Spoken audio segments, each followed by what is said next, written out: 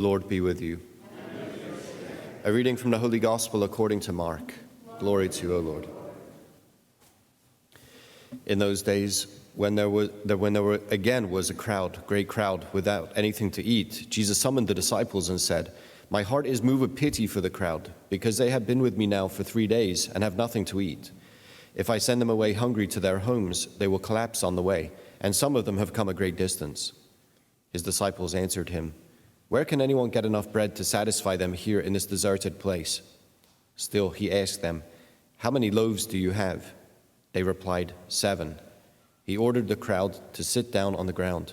Then taking the 7 loaves, he gave thanks, broke them, and gave them to his disciples to distribute, and they distributed them to the crowd. They also had a few fish. He said the blessing over them and ordered them distributed also. They ate and were satisfied. They picked up the fragments left over, 7 baskets.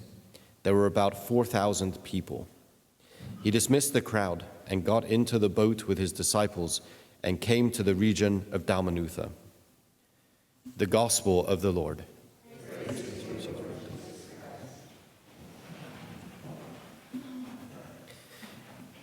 Yeah, a little bit of deja vu in the Gospel. You know, that's the feeding of the multitude is somewhat repeated. Yeah, the numbers are a little bit different. It's 1,000 fewer people and a couple more loaves. So this one was just easy. You know, this was easy for him. 7 loaves and 4,000, easy. That's easy stuff. You know, the hard one came before. 5 loaves and 5,000. Anyway, okay, great. So everyone's in a good mood this morning. Good. Okay, so yeah, whatever you want. I got the scourge right here. It's on my, I'm ready to wield it if you want. So no, it's good. Yeah, look, it's I don't know. It's not for nothing that we see this kind of thing again, right? This is what Jesus was up to.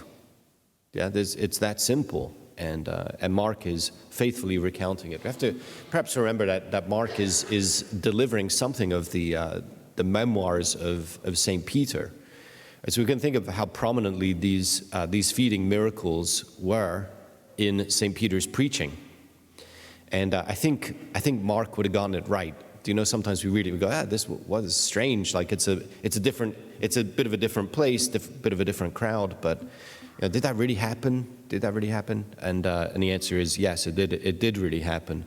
And part of the indication of its significance actually is found in our reading Genesis in parallel with the gospel this week, because in Jesus we see what God always intended for human beings to be.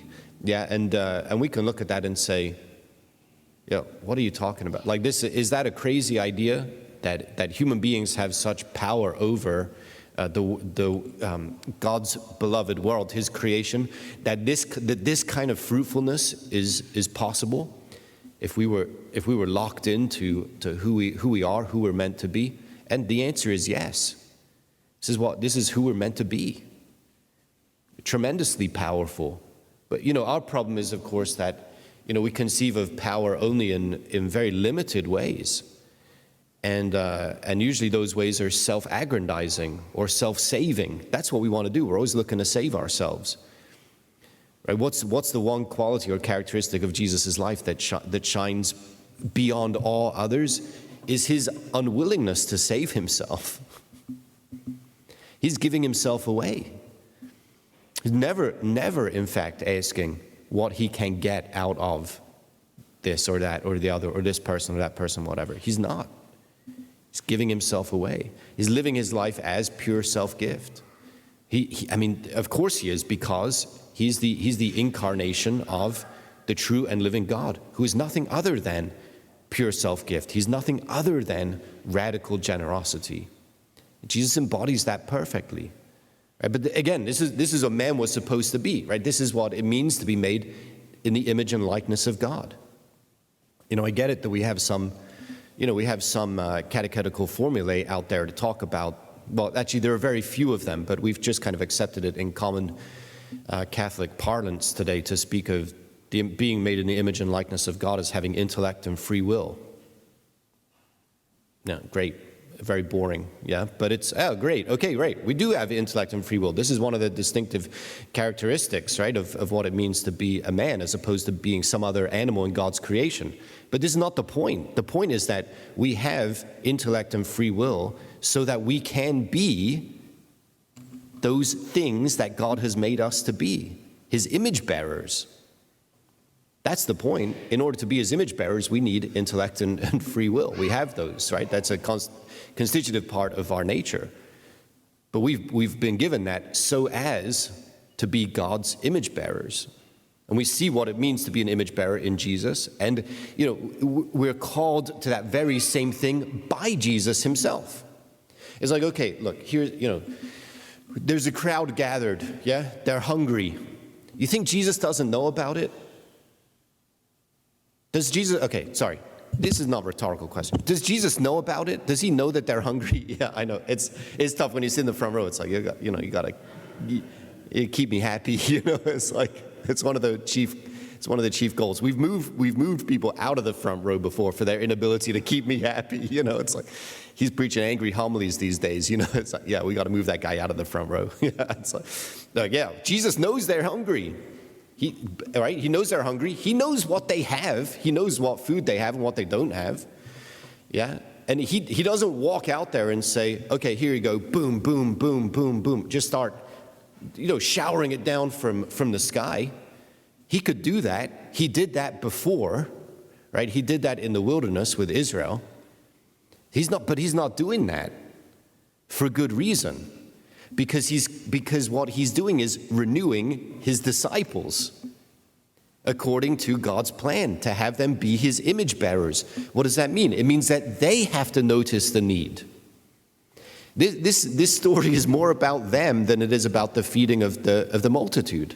They have to sense the need. They have to be sensitive to it. And if you're hanging around Jesus, you get to become sensitive to the needs of the world. It's just the way it is. And so, okay, I'll say the other side of that coin.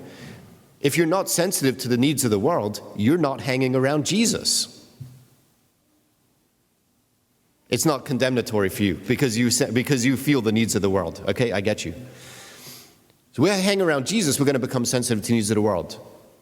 And then what are we going to do? We're going to come to him and we're going to say, yeah, Jesus, there's some pretty big needs out here. He knows them, right? But we have to bring, there's some pretty big needs out here, and we don't have what it takes to satisfy.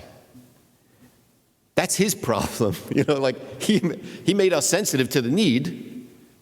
He also before that, he called us to himself to be renewed image bearers, right? To be God's renewed image bearers. We're bringing the needs of the world to him. And then he's saying, okay, great, we can do something with this. Go and give it away, right? Go and pour yourselves out. In the same way that we have in mind, like the kenosis of God, right? The outpouring of God is the story of creation from beginning to end. But so too we have to imitate him in pouring ourselves out, in giving ourselves away. So we come, right? Jesus, we've noticed the need. I give myself to you. This is a totally inadequate offering. It can't meet the need of the crowd. He said, just do it. Go where I send you, right? Be enlivened by my life at work in you and working through you, and trust, right? Move, go, do it. And as they go, as they give it away, right? It's all there. It's all there. They don't understand it. And Mark in the next sections of the gospel is going to come back to that. They don't even get what's going on. So guess what? You don't have to get what's going on. Talk about a big barrier in the spiritual life, right? The question, why? Why, God? I don't understand. The voice from heaven, you don't have to understand. Why do you have to understand? Yeah, we do have capacity to know, want to know, whatever, but more than knowing, trust. More than knowing, faith. More than knowing, obedience. Obedience to his call. Go where he sends you. Why? Because he's the author of the deed anyway. He's the author of that work. And if we go with prompt obedience to where he's sending us, and we give ourselves away in the way that we have seen him and received him giving himself away for us, then we will see God's mighty works. Yeah? We will, shout it. We'll shout it from the rooftops, like little Joseph. Give voice to God's mighty works, Well, this is what I'm not surprised he's crying out, because this is what Jesus said, right? I mean, we'll get a cry out of the rocks if we don't get a cry out of the hearts that he's gathered to himself. So this is it. The mighty works of God are awaiting what? They're awaiting our swift obedience. That's it. That's it. Yeah. So let us again become sensitive to the needs of the world, right? Gathered around Jesus and called into God's service as his renewed image bearers. Let us become sensitive to the needs of the world. And then let's go out boldly to meet those needs, knowing that God will provide for his beloved world.